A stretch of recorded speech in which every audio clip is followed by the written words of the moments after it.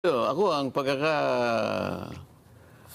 pagkakaintindi ko diyan. Oho. Iniinsulto niya ako eh. Ako naman, ayaw kong iniinsulto ako. Si Senador Francis Pangilinan ay nagsabi na siguro mas maganda meron tayong independent commission na mag-iimbestiga sa flood control project. Yun ang EPAL siguro. Yun ang pasika. Si Senador Kiko Basanay, miyembro po ba ng Blue Ribbon Committee? Nag-apply siya. So, technically, miyembro siya ng Blue Ribbon Committee. Oo. Ano gusto niya palabasin dito? Di ba? Hindi mo alam kung ano gusto niya palabasin. Ano po gusto niya palabasin dito? Iniinsulto niya ako. Baka nakikinig po kayo, Madam Sharon Cuneta. Pakikausap nyo naman po si Senador Kiko Pangilinan. Magbitaw ka na lang dyan sa Blue Ribbon Committee, umalis ka dyan, para hindi naman anong tawag doon? Hindi nakakasira, nakakainsulto yung ginawa mo.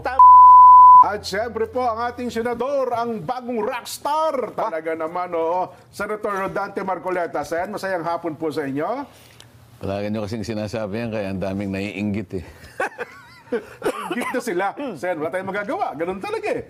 Oo nga, pero dapat walang ganun eh, ano? Hindi, Sen, kayo sa inyo po, wala yun. Pero sa amin ni Nelson, kailangan namin sabihin yun, Sen. Alam namin yung pagiging humble, nasa sa inyo po yun. Pero alam mo, totoo yan, Jen eh. Yung halimbawa, bagong opening ng klase. Oo. Tapos yung bago mong classmate ay ang galing mag-recite. Oo. Pag tinawag ng teacher, may sagot ka agad. Oo. Tapos pagka hinanapan ng assignment, may assignment, kinaiingitan talaga yan eh. Totoo po. Nangyari sa akin yan nung... Ikaw ang kinaingitan. Bagong transfer ako eh. Kasi nasanay ako ng ganong trabaho. Kaya hindi natin may alis sa bagong pasok na senador sa Senado. Na-intimidate siguro sila sa Nelson. Maring may ganon. Kasi yung magkakaklase, magkakakilala na sila. Totoo po. Bigla ngayong may dumating na bago, transfer eh. Aba kung mag-recite talagang akala mo minemorize niya yung buong chapter eh. Yun. Ay, ma-unsettle lahat ang mga kaklase mo ron. Totoo po. Magkakaroon na ng inggitan dyan.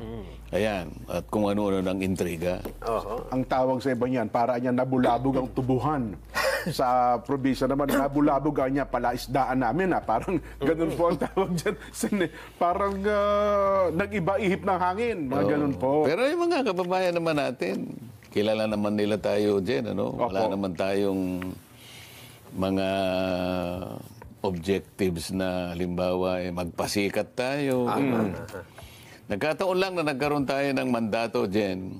Kailangan nating isagawa sa katuparan, tuparin, itaguyod kung anong inihingi ng mandato natin.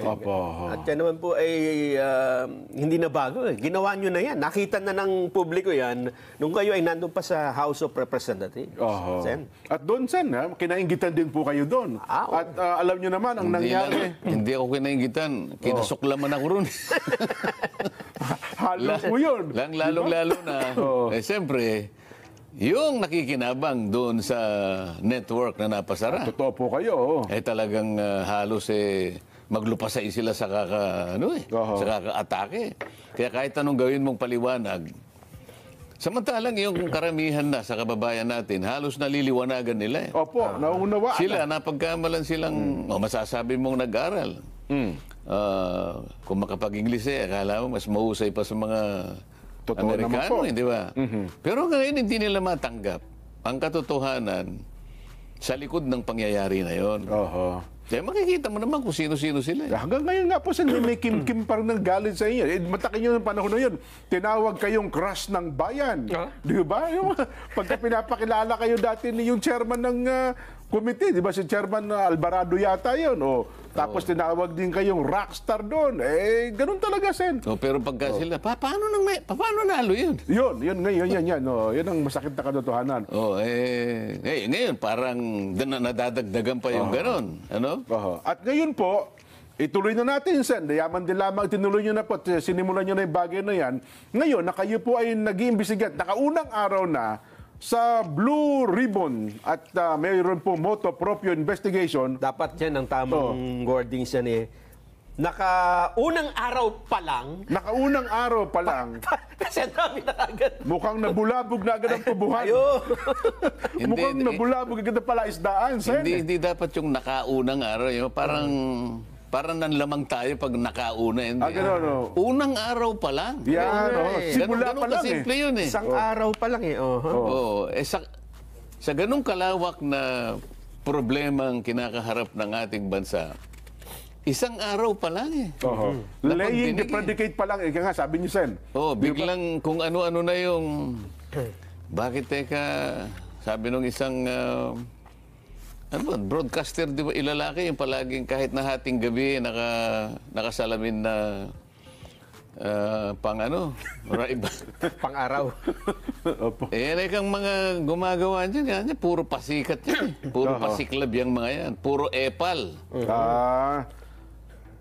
Ano kayang gagawin mo sa mga ganitong klaseng tao dyan? Ano? Hindi, ako naman, Sen, ako sa tingin ko, mukhang hindi kayo ang pinatutungkulan nun. Kundi siguro ay baka ibang miyembro ng Blue Ribbon.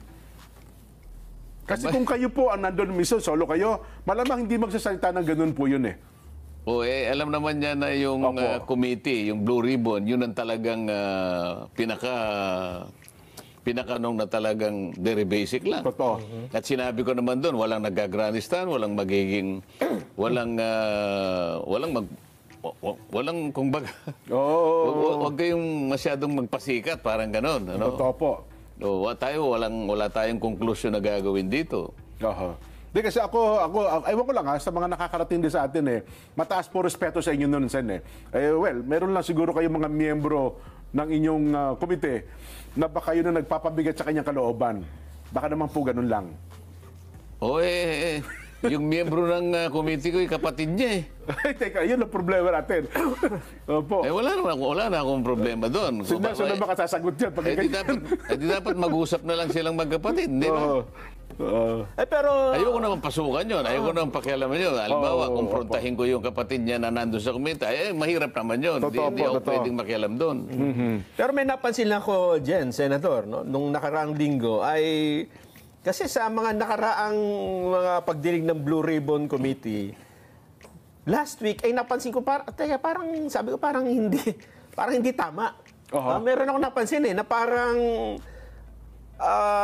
para bang bawa maliligo ka diyan, di ba? Okay. Naligo ka. Oo. Nakapagsabon na ay sinubon mo pa uli. Bakit? Tapos na maligo, ha? Anong napansin mo? Hindi kasi parang sa pagkakasunod-sunod ng pangyayari, ang pagkakaalam ko, di ba may privilege speech? Oo. Tapos after ng privilege speech, ay yun na, investigasyon na. Kasi yun ang, kumbaga sa introduction di ba? Okay. Napansin ko na nag-imbestiga na, Nagsimula na? natapos na yung unang araw at meron na nakatakdang mga susunod, may bukod pang privilege speech na yun din yung topic. Sa akin, bilang isang karaniwang taga-Masid at matagal na rin nanonood ng mga Senate investigation, ngayon ko lang nakitang may gano'n na... Mabuti napansin mo yon, Nelson. Akala ko nga walang makakapansin sa inyo. Ayoko namang talakayin yon na parang ako lang. Baka akala na, baka isipin pa nila kung... Parang kayo pa namumuna kung anong motivation, Pero sa rules pa pag-usapan natin, walang ibig sabihin ano pa man. Sa rules ba, pwede pa ba yan sa rules ng Senado? Sa tuntunin ng Senado kasi kapag ang isang bagay, ang isang subject matter ay natalakay na, lalo na yon, isang major committee, yung Blue Ribbon, bawal na yung gagawa ka pa ng sarili mong pagpapahayag. Lalong-lalo na kung doon sa pagpapahayag mo, parang uulitin mo yung mga bagay na dapat sana doon na ihayag doon sa naunang pagtalakay. Parang may sarili kang expose, may sarili kang version. Oo. Hindi dapat na ginawa pa yon. Kumbaga, kalabisan na yon. Sa tuntunin kasi, bawal na yon. Okay. Kaya lang, pinayagan din. May pagka-liberal naman sa... Pero kung susundin mo talaga yung tuntunin, hindi akma yun. Ayun. Dapat sana ay sumama na lamang siya doon sa komite. Opo. kahit naman hindi ka miyembro ron, pwede ka namang magtanong. Pwede ka Lalong-lalo na kung At katulad doon na nung- lang niya banggitin yung mga binabanggit niya. Pwede pala naman yun. Pwede naman yun eh. Ayun, oo. Kasi kung sasabihin niya na kamukha ng ginawa niya, Oo. meron siyang mga pinuntahang mga iba't ibang projects. Oo, oo. Actually, nabanggit na yung mga yun sa komite. Opo. Kasi pinag-uusapan lahat ng ghost projects. Ngayon, hindi ngayon namin napag-usapan ng detalye noon sapagkat ang sabi ko sa chairman, sa secretary ng DPWH, pinakamabuti, isumite mo sa komite yung lahat ng initial findings mo doon sa mga ghost projects. Ayun, oo. So, yung ginawa niya, nakatukoy siya sa kanyang pansariling pag-iimbestiga. Meron daw Yung siyang mga tao nakita daw po sa niya. ganitong lugar, sa Opo. ganitong siguro, mga mangilan-ngilan yun. Pero hindi yun ang kabuuan, hindi yun ang listahan. Oo. Nagtagumpay lamang siya dun sa may mga optics, may mga litrato. Opo, oo. At saka yung presentation, may mga guni-guni, mga ganyan. Oo.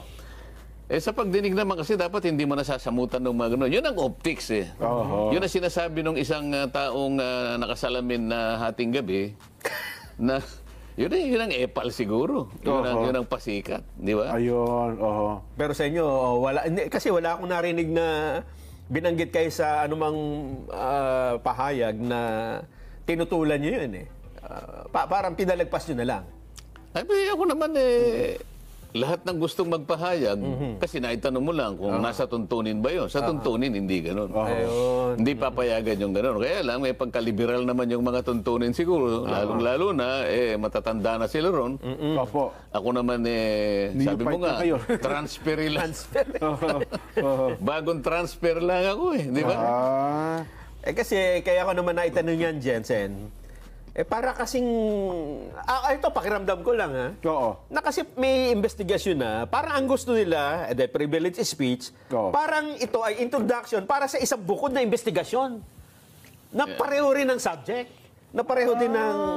Hindi ba? Katulad dito, baka nabasa nyo rin ito. Lumilitaw na, ano ba ito, si Senador Francis Pangilinan Oh. ay nagsabi na siguro mas maganda, meron tayong independent commission Oho. na mag-iimbestiga sa flood control project. Ang ibig mo sabihin, iba pa doon sa Blue Ribbon Investigation? Commission 2 eh. Ganon. At ito ay nauna, ay sinabi naman ni Senador Kiko Pangilinan, Oh. mas maganda siguro merong ipatupad na tayong isang batas. Magtayutan na tayo ng Independent People's Commission. Ba?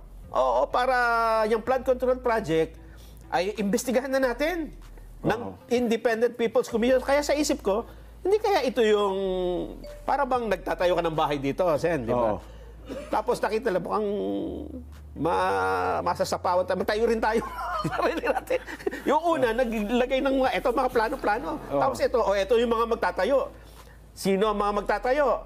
Ito po, si minungkahi ni Pangilinan na pangunahan ng komisyon ni dating Ombudsman Conchita Carpio Morales. Nako, oh. Kasama pa si dating DPWH Secretary Rogelio Singson. At isasama pa si Baguio City Mayor Benjamin Magalong. Aha. Ang ibig sabihin nito, Senjen, hindi lang plano ang nilatag eh. Meron pang detalye, di ba? Kung ano yung... So, bukod na investigating body ito. Ito, independent body na ito. Mukhang, sa tingin ko, bilang isang karaniwang mamamayan, baka magugulo, mag-conflict. Kasi meron ng... Opo. Di ba? At ang alam ko, ang mandate ng Senate Blue Ribbon Committee ay talaga namang mag-imbestiga. Si Senador Kiko Basan ay, una, miyembro po ba ng Blue Ribbon Committee? Nag-apply siya. Nag-apply, nag-presenta yung kanyang sarili na isama. Karaniwan kasi, susulat siya. Opo. Kung pwede sana, maging miyembro ako ng committee mo. Okay. Pinayagan ko. Okay. So, technically, miyembro siya ng Miyembro Blue siya. Ribbon Committee. Oo. So, ano po ang gusto niya palabasin dito? Miyembro pala siya ng Blue Ribbon Committee, nagsusuwestiyon siya ngayon ng isang... Anong tanong mo? Anong gusto niya nga mo? Ano gusto niya palabasin dito? Di ba? Hindi mo alam kung anong gusto niya palabasin? Hindi, kasi miyembro siya, tapos nagsasuggest siya ng bumuo pa ng isang bukod na grupo na mag-iimbestiga. Oo. Same subject matter. Ano po ang gusto niya palabasin dito? Iniinsulto niya ako. Kung ganyan, Sen, kung halimbawa ako, hindi naman ako miyembro ng Blue Ribbon Committee bilang isang mamamayan. Pwede ka bang sabihin sa kanya na, Senador Kiko, baka pwedeng bumitaw ka na sa Blue Ribbon Committee?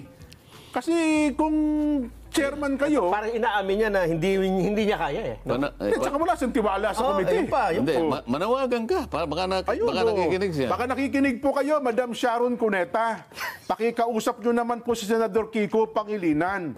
Baka po pwede mapakiusapan mo, bakit mo naman meminosen yung Blue Ribbon Committee sa pangunguna po ni Chairman Rodante Marcoleta, nabubuo pa ng isang komite, baka pwede yung sabihin nyo, magbitaw ka na lang dyan sa Blue Ribbon Committee, umalis ka dyan, para hindi naman anong tawag doon? Hindi nakakasira, nakaka-insulto yung ginawa mo. Tama ka dahil unang araw pa lang eh, di ba? Parang Yun na nga. first day of class, sinabi mo na ayaw ko sa classmate ko. Di ba? Di ba, Sen, sa tingin niyo po, kayo po bilang chairman, Ayun nga sinabi ko sa iyo. Ako ang pagkakaintindi ko diyan. Iniinsulto niya ako eh. Ako naman, ayaw kong iniinsulto ako. Opo, Kaya kung gusto niya akong palitan, magpresenta siya. na chairman ng Blue Ribbon Oo, at Committee. pakita niya na mas marunong siyang gumawa ng mandatong itinalaga sa committee na yan. Hindi, yung punto na yan, Sen, baka malabo pa, baka ayawan ng taong bayan yan eh. Pero ako sa tingin ko, bilang isa po na nag-oobserba, Sen, kung wala po kayong tiwala sa Blue Ribbon Committee, bilang miyembro, bumitaw na lang po kayo dyan. Sabihin nyo na lang, aalis na po ako, chairman ng miyembro ng Blue Ribbon Committee. Ito Wala nga, pala kayong tiwala eh. Talagang medyo, kaya ako nasasabi, yun ang aking pakiramdam. Opo. Katatransfer ko pa lang. Oho. Isang araw pa lang ang ginugol ko sa pag-imbestiga. Oho. At kung titingnan mo sa lawak ng problemang talagang haharapin mo at iimbestigahan mo, Opo. hindi mo kakayanin naman ng isang araw. Oho.